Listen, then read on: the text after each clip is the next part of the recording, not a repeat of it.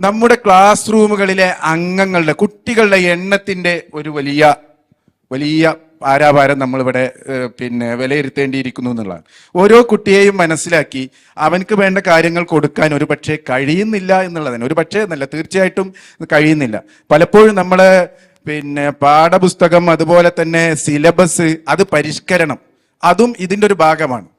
നമ്മളിപ്പോഴും നിയമബോധവൽക്കരണം, ട്രാഫിക് ബോധവൽക്കരണം നമ്മുടെ പാഠപുസ്തകത്തിന്റെ ഭാഗമായിട്ടുണ്ടോ എന്ന് എനിക്ക് മനസ്സിലായിട്ടില്ല. പലപ്പോഴും 5 വർഷം മുമ്പ് നമ്മൾ ചെയ്യേണ്ടിയിരുന്ന പാഠപുസ്തക പരിഷ്കരണം ഇന്നും നടപ്പാക്കിയിട്ടില്ല. ഞാൻ പറയുന്നു, എല്ലാ വർഷവും ഓരോ മാസവും നമ്മുടെ കരിക്കുലം പരിഷ്കരിക്കേണ്ടിയിരിക്കുന്നു.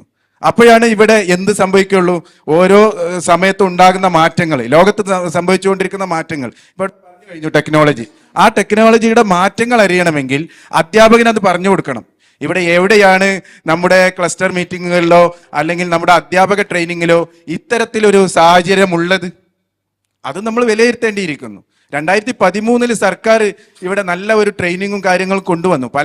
പല പേരിലും അതിനെ വിമർശിക്കാനും എതിർക്കാനും ആളുകൾ ഉണ്ടായിരുന്നെങ്കിലും ആ സർക്കാർ ധൈര്യപൂർവ്വം മുന്നോട്ട് പോയി അത് കൊടുത്തു. കേരളത്തിലെ മുഴുവൻ അധ്യാപകർക്കും കൊടുത്തു. 2013 ശേഷം ഞാൻ ചോദിക്കട്ടെ, ഇന്ന് 2025 എത്തി നിൽക്കുന്നു. പക്ഷേ ആ രൂപത്തിലുള്ള ആധുനിക ടെക്നോളജി, ഈ അധ്യാപകർക്ക് ആവശ്യമുള്ള അവന്റെ പോസിറ്റീവ് ആറ്റിറ്റ്യൂഡ് ഡെവലപ്പ് ചെയ്യാനുള്ള കാര്യങ്ങൾ, അതുപോലെയുള്ള കാര്യങ്ങൾ നമ്മുടെ സിലബസിന്റെ ഭാഗമല്ല എന്നതാണ് ഒരു. അതേപോലെ തന്നെ ഇന്ന് ഈ വിദ്യാർത്ഥിയുടെ ജനറേഷൻ ഗ്യാപ്പ്, വിദ്യാർത്ഥിയുടെ മാറ്റങ്ങൾ, അത് മനസ്സിലാക്കാനുള്ള തരത്തിൽ നമ്മുടെ സിലബസോ കരിക്കുലമോ പരിഷ്കരിച്ചിട്ടില്ല. അല്ലെങ്കിൽ ആ ഓരോ സമയത്തും ഓരോ മാസങ്ങളിലും അല്ലെങ്കിൽ 6 മാസം കൂടുമ്പോഴെങ്കിലും ഇവനെ ഇത് മനസ്സിലാക്കാനുള്ള സാഹചര്യങ്ങൾ നമ്മുടെ സമൂഹത്തിലോ നമ്മുടെ വിദ്യാഭ്യാസ വകുപ്പോ നൽകുന്നില്ല എന്നുള്ളതാണ്.